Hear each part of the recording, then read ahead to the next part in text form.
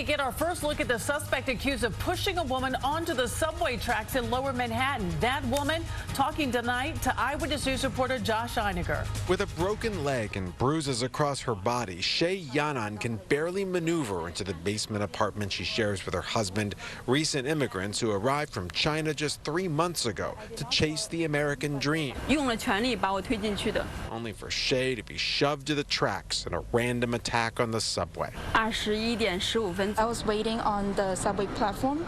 There was one guy on my back pushed me off the track. And instead of a train home from work last night, she wound up in the back of an ambulance after cops say this man, without a word, came up from behind and pushed her to the track while she was waiting for a 2 train at Chambers Street in Tribeca. 月台。 I've seen article about this before, but I never think something like this will happen on me.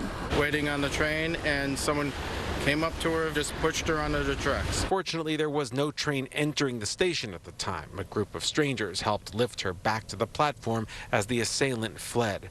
Police say subway crime has leveled off this year, but it's still up from 2021. In this case, Shay says she was one of about 10 people on the platform.